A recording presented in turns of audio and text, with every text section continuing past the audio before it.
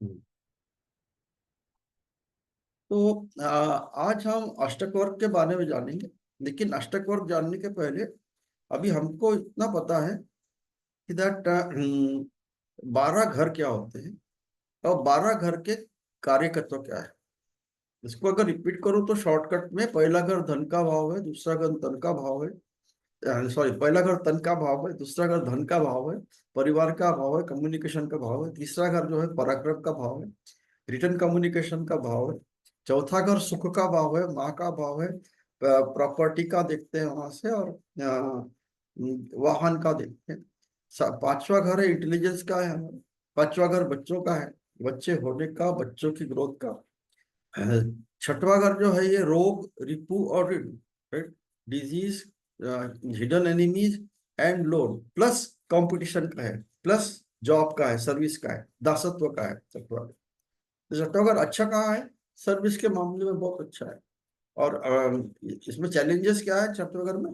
छोटी छोटी बीमारी जो होती है जीवन में, हमारे शत्रु रहते हैं, हमको जब लोन लेना पड़ता है, या वो सब, तो वो भी अच्छे के लिए भी है। कोई घर बनाएगा तो छठवें घर का काम आएगा, वो तो लोन लेना ही है उसको। कोई अगर बीमार है तो अगर अच्छे ग्रह वहां है तो उसको लड़ना है, ऐसा। सातवां घर जो है ये अपने लाइफ पार्टनर का है, बिजनेस पार्टनर का है। आठवां घर जो है ये हमारे आयु का है, ये हमारे लॉसेस का है, लंबी बीमारियों का। अगर छठवां घर छोटी बीमारी है तो आठवां घर लंबी बीमारी का है, लंबी बीमारी का है। ये हमारे ससुराल पक्ष का है, क्योंकि हमारा पहला घर है, दूसरा घर हमारा परिवार है, सातवां घर हमारे स्पाउस का है, उसका उसका परिवार, उसके दूसरा घर है। तो हम इसलिए आठवां घर ससुराल पक्ष का भी बना। आठवां घर हिडन नॉलेज का है, ऑकल्ट साइंस का है। आठवां घर हिडन रिसर्च का है। रिसर्च के अंदर से, हाँ, जमीन के नीचे की जो चीजें है उसका रिसर्च है, नॉर्मल रिसर्च, ये रिसर्च का है। तो आठवां घर डाउरी का है, आठवां घर इंश्योरेंस के पैसे का है, आठवां घर प्रोविडेंट फंड का पैसे का है, लॉटरी का है। ठीक? तो बुरा घर भी है और अच्छा है, कई मामलों। उसको कार्मिक घर कहते हैं। जो हमारा कर्म पिछले जन्म में किया हमने, वो हम यहाँ भुगतेंगे, वो आठवां घर दिखाएगा। नौवां घर जो है धर्म का है। इस जन्म में हम क्या धर्म करेंगे, पिछले जन्म का जो भाग्य लेके आए वो नौवां घर है, और इस जन्म का जो कर्म करेंगे। और वो पहला घर है एक्चुअली, इस जन्म का कर्म का। ये नौवां घर जो है ये भाग्य का घर है हमारे। और 10वां घर जो है ये हमारे कर्म का घर है। अगर नौवां धर्म का है तो 10वां कर्म का है। नौवां 10वां धर्म कर्म का है तो 11वां लाभ का है, उसके साथ में जुड़ा है ये। तो 11वां घर लाभ का हुआ।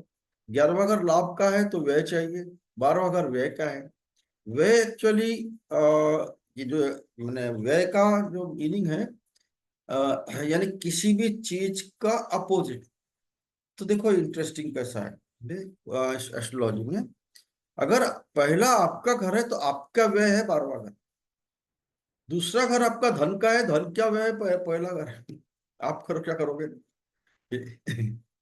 अच्छा, तीसरा घर अगर परिश्रम पराक्रम भाई, छोटे भाई भाई का है, उसका व्यय 12वां घर है, बने दूसरा घर है। चौथा घर अगर सुख का भाव है, प्रॉपर्टी बनाने का भाव है, ये व्हीकल खरीदने का भाव, तो व्हीकल बेचने का, प्रॉपर्टी बेचने का भाव, उसके अपोजिट पीछे का घर है 12वां घर। चौथे से 12वां है ना तीसरा घर। पांचवा घर अगर आपका घर है, बच्चे का घर है, बच्चा नहीं होने वाला घर पर चौथा है, उससे 12वां है, लॉस है। वैसे ही इंटेलिजेंस का है, चौथा घर प्राइमरी एजुकेशन का है, वहां ठीक है। लेकिन जहां तक मुख्य मुख्य घर है, पांचवा घर है, बच्चे होने का देखते हैं जैसे, तो ये रोमांस का देखते हैं। तो कोई पूछेगा रोमांस मेरा सक्सेसफुल होगा कि नहीं होगा, तो चौथे घर में अगर प्लैनेट ज्यादा रहेंगे, उसके चौथा घर दिखाएगा तो नहीं होगा। तो कोई भी घर का जो पिछला घर होता है वो व्यय का घर होता है, उस पर्टिकुलर घर के कारकत्व से। अभी ये क्यों जानना चाहिए? अभी अगर मेरा जीवन चक्र मैं देखूंगा, तो मेरा जीवन चक्र में मैं पैदा हुआ तो मैं हूँ, मेरा परिवार है दूसरा, जहाँ जिस परिवार में हम जन्म लिया, मेरे भाई बहन है तीसरा, चौथा है मेरा माँ का सुख। ये चारों घर मेरे बचपन से जुड़े हैं। पांचवा घर ये मेरा रोमांस का है, मेरे बच्चे हुए उसका तो यूथ में आ गया मैं। ये पांचवें घर से मैं यूथ में आ गया, और पांचवा छठवा सातवां और आठवां, तो मैं शत्रु भी मेरे यूथ में आएंगे, थोड़ा बहुत बीमारी भी आएगी, मैं कहीं नौकरी भी करूंगा, मेरा शादी होगा, मेरा पार्टनर आएगा, आठवां घर से मेरा पार्टनर का घर होगा, और जीवन में कमाऊंगा तो लॉस भी हो सकता है, या छोटी मोटी बीमारी भी हो सकती है लंबी। तो ये मध्यम भाग है हमारे जीवन का। और नौवा दसवां ग्यारहवा घर, 9 10 11 12, ये बात का काल है। ये एक प्रकार ऐसे भी देखते हैं। दूसरा, मैं ये जो अभी जो बता रहा हूँ, it is very much connected to अष्टक, और जो आप चार्ट देखोगे, लेकिन साधारणता भी ऐसा ही है। तो 12 घर के बारे में मैंने बताया थोड़ा सा। अभी राशियों के बारे में हमको पता है कि राशि के नंबर क्या है। 1 नंबर वृष राशि है, 2 नंबर वृषभ राशि है, 3 नंबर मिथुन राशि है, 4 नंबर कर्क राशि है, 5 नंबर सिंह राशि है, 6 नंबर कन्या राशि, 7 नंबर तुला राशि है, 8 नंबर वृश्चिक राशि, 9 नंबर धनु राशि, 10 नंबर मकर राशि, 11 नंबर कुंभ राशि, 12 नंबर मीन राशि। ये हिंदी में बताया, अगर अंग्रेजी में भी देख लेना। अब ये राशियों के स्वामी पता है हमको, ये कि 1 8 का स्वामी मंगल है, 2 2 7 का स्वामी शुक्र है, 3 6 का स्वामी बुध है, 4 का स्वामी चंद्र है, 5 का स्वामी सूर्य है, आपका 9 10 का 9 और 12 का स्वामी गुरु है, 10 और 11 का स्वामी शनि है। राहु केतु के कोई राशि नहीं होती। तो ये पता चला। अब 9 प्लैनेट के बारे में पता चला हमको, ये प्लैनेट का क्या कारकत्व है। वैसे लुमिनरीज है दोनों, जिसके ऊपर, जिसके साथ में हमारा चार्ट घूमता है। जब हम पैदा हुए, पूर्वी क्षितिज में जो राशि थी, वो हमारा लग्न जरूर बना, लेकिन चंद्र और सूर्य का प्रभाव हमारे जीवन में कैसा है, वहां से भी हम चार्ट को देखते हैं। तो सूर्य जो है ये सबसे स्ट्रॉन्ग प्लैनेट है वैसे, लेकिन ऐसे क्रूर कहते हैं उसको, सूर्य की दृष्टि ठीक नहीं होती। सूर्य अगर अच्छे घरों में है, तो एक व्यक्ति को अच्छा सम्मान मिलता है, अच्छा पद मिलता है। ये सूर्य को हमने पिता कहा, चंद्र को माता कहा, बुध को बच्चा कहा, शुक्र को प्रिंसेस कहा, या लड़की कहा, या सजना संवरना कहा, मंगल को वॉरियर कहा, हमारे जीवन का परिश्रम, गुरु को ज्ञान कहा, जो जीवन में एक्सपीरियंस करते हैं उसको अप्लाई करना। अब शनि को दंडकारी कहा, क्योंकि डिसिप्लिन रहेंगे तो शनि आपको मदद करेगा। और राहु केतु को, राहु एक्सपांशन का कारक किसी भी चीज का, अर्गल अनर्गल तरीके से, केतु सब सेपरेशन का कारक है, और इनका ये सडन होता है। एक्सपांशन के जो राहु में है वो सडन भी करता है, केतु में भी कुछ चीजें सेपरेट करके फायदा भी देता है। तो वैसे ये अध्यात्म का कारक भी है उसके, क्योंकि अध्यात्म के 3 प्लैनेट हैं। शनि है, गुरु है, गुरु तो अध्यात्म है ही है, धर्म का है, और केतु भी। इन तीनों प्लैनेट को हम देखते हैं, अगर इनका संबंध 12वें घर से रहा, 9वें घर से रहा, 8वें घर से रहा, तो हम अध्यात्म की तरफ इनका रुझाव करके बताते हैं। ऐसे ही ज्योतिषी विद्या भी आप जी करें, तो गुरु और बुध, ये दोनों बुद्धि कारक हैं। और वोकेबुलरी है, या आपका वाक का ओरेटरी है, या अंडरस्टैंडिंग है, और एक्सप्रेशन है, लोगों को गाइड करना है, तो गुरु ही कराता है, बुध कराता है।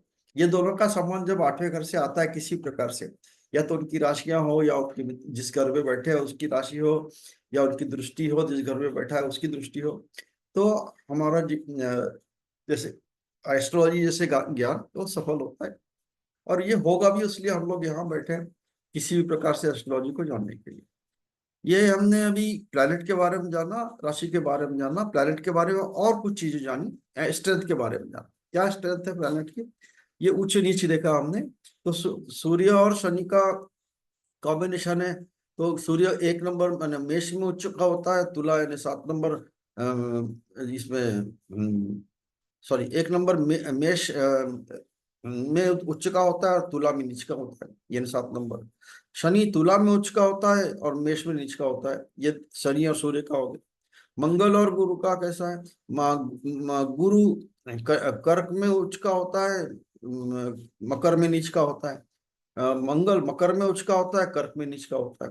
ये गुरु का मंगल का होता है। बुध और शुक्र का है। बुध कन्या में उच्च का होता है और मीन में नीच का होता है।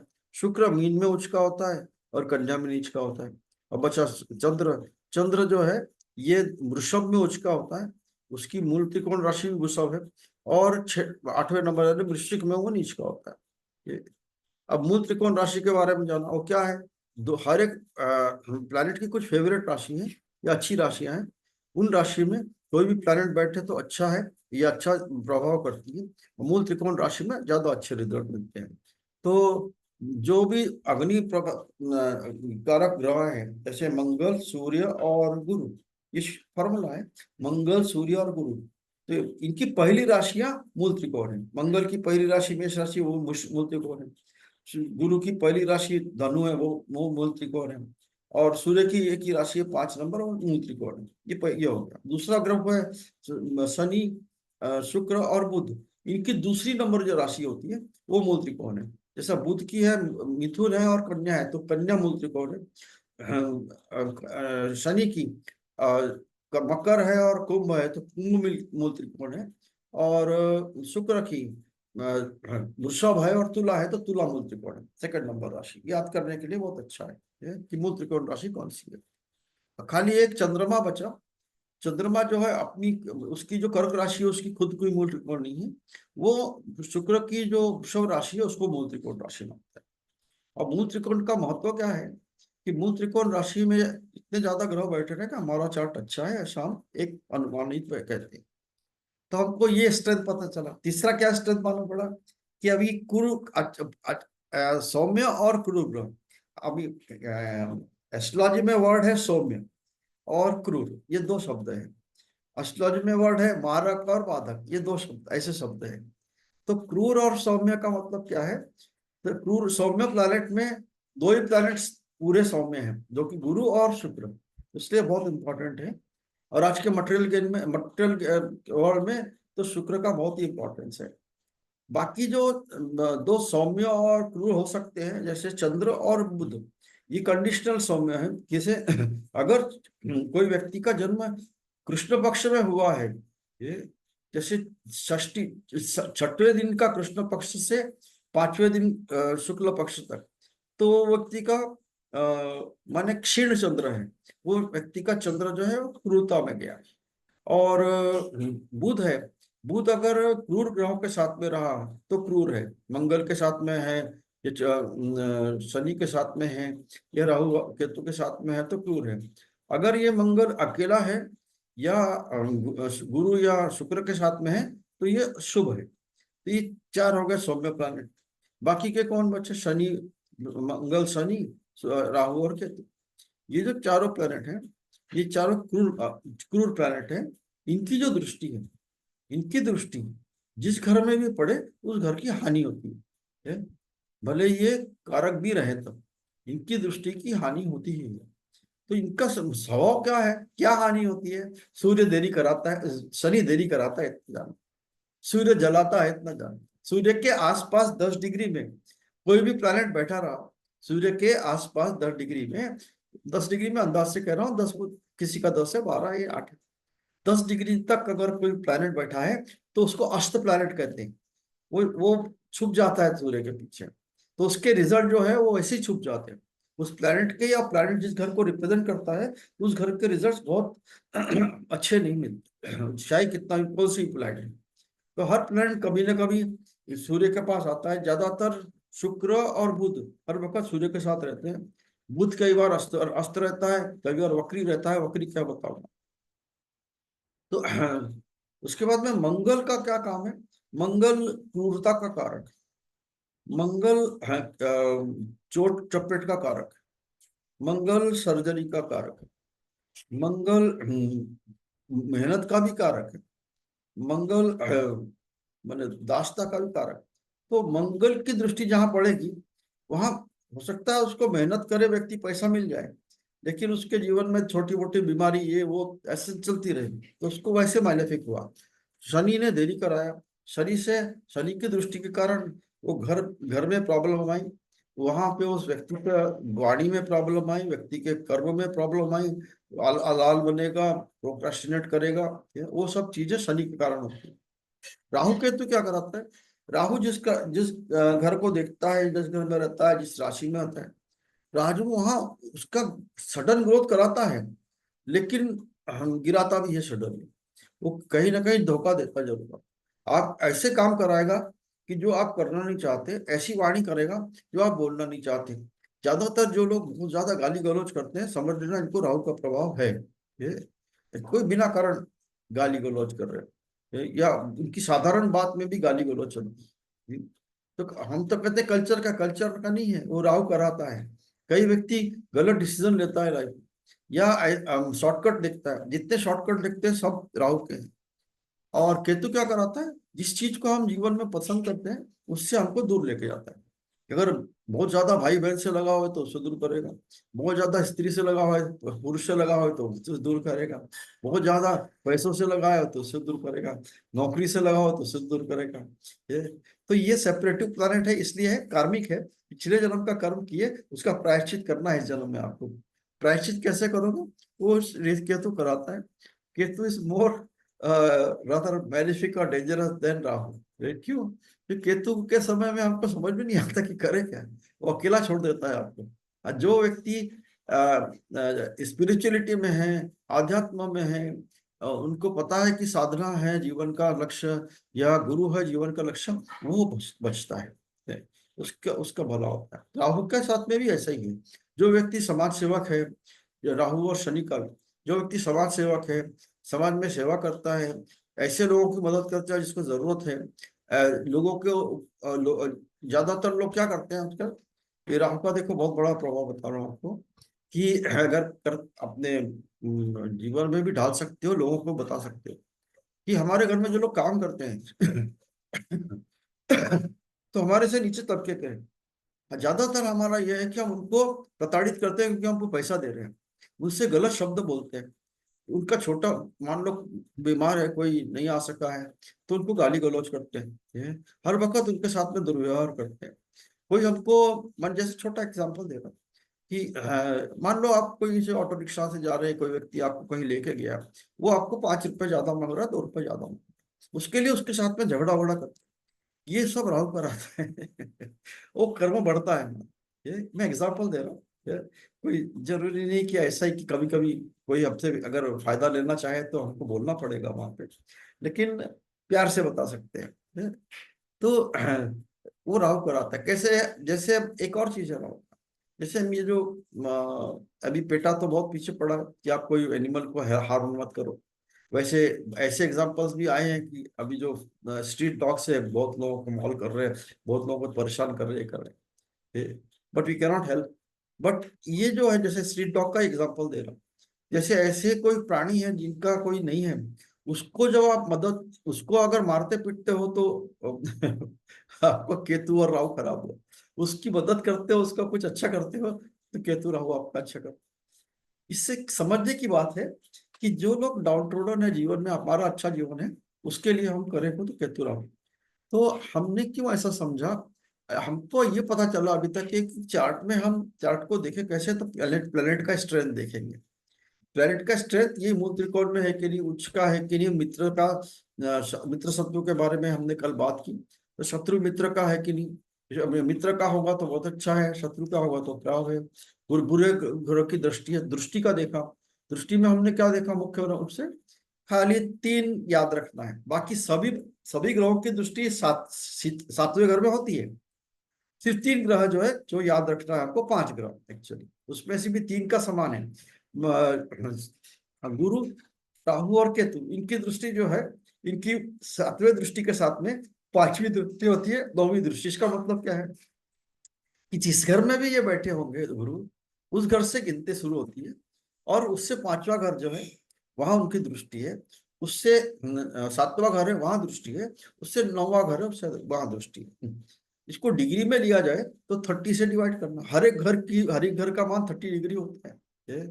अगर मैं 5 घर कह रहा हूं तो 150 डिग्रीज एंगल पे गुरु देखता है, क्योंकि वो दूर है, एक एक, एक बड़े वो एक साल में एक प्लैनेट में रहता है, वो सूर्य सूर्य से बहुत ज्यादा दूर है, तो उसकी दृष्टि वैसे दूर से आती है, टेढ़ी दृष्टि। Ninth house also similar. Ninth house में 270 डिग्री में कोई प्लैनेट है, वहां उसकी दृष्टि रहती है। शनि की दृष्टि कैसी रहती है, और दूर है, उसकी दृष्टि टेढ़ी दृष्टि, वक्र दृष्टि कहते हैं ना, तीसरे घर में रहती है 90 डिग्री में। ये और दूसरी डिग्री रहती है 10th डिग्री या 300 डिग्री। तो मंगल की दृष्टि क्या रहती है एक्स्ट्रा, वो 4th डिग्री रहती है 120 डिग्री में, और 8th डिग्री रहती है जो कि 210 डिग्री। तो ऐसा क्यों कर रहा, देखो 360 डिग्री का पूरा माप है। हर एक घर का 30 डिग्री है, 30 डिग्री का। तो उस हिसाब से जिस घर में रहेगा उससे चौथे घर में मंगल, आठवें घर में मंगल, और सातवें घर में मंगल की दृष्टि होगी। जिस घर में गुरु होगा वहां से वो पांचवा घर, नौवा घर, सातवां घर देखेगा। जिस घर में राहु होगा वो पांचवा, सातवां, नौवा। जिस घर में केतु होगा पांचवा, सातवां, नौवा। ठीक है? राहु केतु हर वक्त अपने अपोजिट में रहता है, every time they are in opposite. एक चीज और दो ऐड करता हूँ उसमें, एक दो चीज ऐड करूंगा, ध्यान रखना है यहाँ पे कि शॉर्टकट में बताऊँ। ग्रहों की डिग्री का बहुत महत्व है, ग्रहों की डिग्री का बहुत महत्व है। जब कोई ग्रह जैसे जब आपके जन्म के समय में जब ग्रह भ्रमण कर रहे चल रहा था, तो मान लो लग्न में वो 10 डिग्री का आया, 10 डिग्री उसके हो गए थे, 20 डिग्री बाकी थी, उस समय आपका जन्म हुआ, तो उसमें लिखा होगा लग्न या असेंडेंट 10 डिग्री का। ऐसे सभी प्लैनेट की कुछ कुछ डिग्री अपने अपने जिन घरों में थे, वहां जैसे अगर गुरु गुरु किसी प्लैनेट में, आज के डेट में गुरु वृषभ में है, अब आज के डेट में गुरु वृषभ में है, और शायद वो एक साल वृषभ में रह चुका है, ये या 8 महीने रह चुका है। अब वो हर महीने अगर उसको एक साल रहना है 30 डिग्री के लिए, 30 डिग्री के लिए एक साल रहना है 12 दिन, तो हर महीने में 2 डिग्री 2.5 डिग्री चलता है ना, ये तो 7-8 महीने में वो कुछ 15-20 डिग्री चल लिया होगा। अब यानी उसके 10 डिग्री बाकी होगी। ये जो डिग्री है हर एक प्लेनेट की, तो इसका महत्व क्या है। कोई भी दो प्रकार की राशि होती है। विषम राशि कौन सी रहती है, 1 नंबर यानी मेष, 3 नंबर यानी मिथुन, 5 नंबर यानी सिंह, 7 नंबर यानी तुला, 9 नंबर यानी धनु, 11 नंबर यानी कुंभ, ये विषम राशियां हैं, ऑड साइंस। तो if a planet is in odd sign, विषम राशि में है, तो उनका जो 1 डिग्री से 6 डिग्री तक के कोई प्लैनेट होगा उसको हम कहते हैं बाल अवस्था। बाल अवस्था, उसका जो रिजल्ट होगा नॉर्मल रिजल्ट से उसका 25% ही रिजल्ट मिलता है। उसका रिजल्ट इतना कम मिलता है। फिर 6 डिग्री से 10 डिग्री तक रहा सॉरी 12 डिग्री तक रहा तो कुमार अवस्था में रहता है। कुमार अवस्था में थोड़ा अच्छा रिजल्ट था, 50% रिजल्ट मिलता है। 12 डिग्री से 18 डिग्री तक रहेगा तो युवा अवस्था में, युवा अवस्था में जो भी प्लैनेट रहते हैं वो 100% रिजल्ट देता है। 18 डिग्री से 24 डिग्री तक कोई रहा तो वो वृद्धावस्था में रहता है, ओल्डर एज, तो उसमें भी उसका रिजल्ट कम हो जाता है। और 24 से 30 डिग्री है तो मृत अवस्था में रहता है, बिल्कुल बहुत ही कम रहता फिर उसका रिजल्ट। तो ये डिग्री देख के हम देखते हैं कि प्लैनेट का कितना अच्छा, प्लैनेट का एक ही हिसाब से हम देखते हैं ऐसा नहीं। मैं कल बताया था षड बल के बारे में, 6 प्रकार के बल होते हैं। दृष्टि का बल बताया मैंने, जिस घर में बैठे मित्र घर में बैठे तो वहां का उच्च नीच का बल बताया। अभी ये उनके जो डिग्री का है उसका भी बल बता रहे हैं। और जो सम राशि वाले हैं, सम राशि है ना, 2 नंबर वृषभ राशि, 4 नंबर कर्क राशि, 6 नंबर कन्या राशि, 8 नंबर वृश्चिक राशि, 10 नंबर मकर राशि, और 12 नंबर मिथुन राशि, मीन राशि। यहाँ भी कोई भी प्लैनेट रहेंगे तो इनका जो शुरू होगा वो 6 डिग्री से 12 डिग्री, ये मृत अवस्था आ जाएगी। सॉरी 3 डिग्री से 0 डिग्री से 6 डिग्री मृत अवस्था आ जाएगी पहले, सम डिग्री वाले, सम राशि वाले। फिर 6 डिग्री से 12 डिग्री वृद्ध अवस्था में रहेंगे, 12 से 18 युवा अवस्था में रहेंगे, 18 से 24 कुमार अवस्था में, 24 से 30 बाल अवस्था में रहेंगे सब राशि वाले। तो ये है किताब में लिखा हुआ। आपको इस चीज को थोड़ा एक बार देख लेना है कि कितना स्ट्रांग है प्लानिट। ये स्ट्रेंथ, प्लानिट के स्ट्रेंथ जानने के बाद में घर के, उसका घर पे कैसा असर रहेगा ये जानने के बाद में, अब हम एक चीज और देखते हैं। देखिए, हमने अभी तक क्या देख लिया, मान लो आप ज्योतिषकार हो, आपने यार 2 3 तो चले, चलिए, आपने एक चार्ट खोला, आपने चार्ट में देखा लग्न क्या है, लग्न का मालिक कहाँ बैठा है, वो मेन है। उसको लग्न का मालिक स्ट्रांग है कि नहीं, क्या खुद की राशि में बैठा है क्या, क्या उच्च की राशि में बैठा है क्या, क्या मूल त्रिकोण राशि में बैठा है क्या, क्या उसको अच्छे प्लैनेट देख रहे हैं क्या, क्या उसके आजू बाजू अच्छे प्लैनेट है, आजू बाजू होने उसके पिछले के घर में, अगले घर में, या आसपास आसपास में डिग्री में भी। 10 डिग्री का प्लैनेट है तो 5 डिग्री में कोई, और 15 डिग्री में कोई अगर साथ में बैठा है उसी घर में, तो भी आसपास हो गए। और पहले घर में कोई बैठा है तो 12वें घर में कोई प्लैनेट होगा, दूसरे घर में कोई प्लैनेट होगा, तो ऐसे आसपास बोलते हैं उसको। अभी मैं आसपास आपको लोकल लैंग्वेज में बता रहा हूँ कि 12वें और दूसरे घर में हर एक प्लैनेट के, तो ये अगर क्रूर प्लैनेट बैठे होंगे, गलत प्लैनेट बैठे होंगे, तो उसको पाप कर्तरी योग कहते हैं, पाप कर्तरी, पाप कर तो अच्छा नहीं है। आपको नाम नहीं याद आता कोई फर्क नहीं, खाली इतना देखना कि बुरे ग्रह तो नहीं बैठे आसपास, या अच्छे ग्रह बैठे तो अच्छा है। तो इतना आपने देखा, उसके फिर देखना कि उसके ऊपर दृष्टि है कि नहीं, किसी की अच्छी दृष्टि है या बुरी दृष्टि है, उसको नोट कर लिया आपने। नोट करने के बाद में आपको पता चला कि इसका लग्न अच्छा है या अच्छा नहीं है, वीक है या स्ट्रांग है, उस हिसाब से आपने उसका प्रेडिक्शन किया।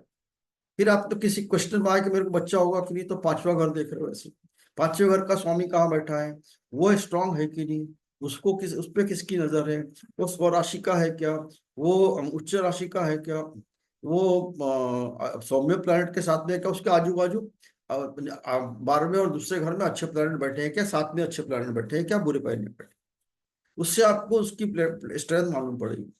आपको किसी ने पूछा मेरे करियर के बारे में बताओ, करियर के घर में भी वही, करियर का जो स्वामी होगा, मान लो करियर में 10 नंबर लिखा है, 10 नंबर का स्वामी रहेगा शनि, तो शनि कहाँ बैठा है, शनि मान लो केंद्र त्रिकोण में बैठा है, 4 7 10 और 1 5 9, अगर अच्छा बैठा है। केंद्र त्रिकोण में अगर वो तुला राशि में बैठा है, तो उच्च की राशि में बैठा है। केंद्र त्रिकोण में अगर वो मित्र के घर में बैठा है, शुक्र के घर में बैठा है, या मान लो वृषभ राशि में या तुला राशि में बैठा है, शुक्र का घर है, या मिथुन और कन्या में बैठा है तो बुध का घर है, इनके घर में बैठा है तो अच्छा।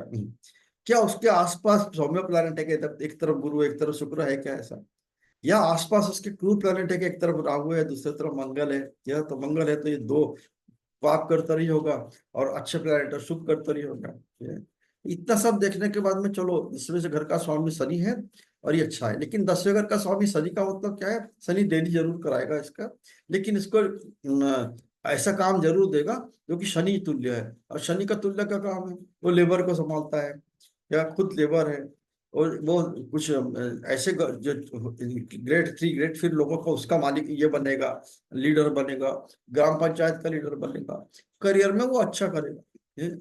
तो आपने ये जान लिया, तो कैसे जाना कि शनि पीड़ित तो नहीं है, शनि को बुरा ग्रह तो नहीं देख रहा, शनि अच्छे राशि में तो, बुरे राशि में तो नहीं बैठा है, या अच्छे राशि में बैठा है। इतना चीज जानने के बाद में आपका, मैंने 3 घर का बताया, कोई भी घर का देख सकते हो। फॉरेन जाना है तो 12वां घर देखो, कोई अगर कहता है मैं डॉक्टर बनना चाहता हूँ तो उसका 6वां घर देखो, 8वां भी देखो, 12वां भी देखो, लेकिन देखना पहले से है। तो ये सिंपल प्रिंसिपल्स हैं। अब एक हम बात करेंगे इसको,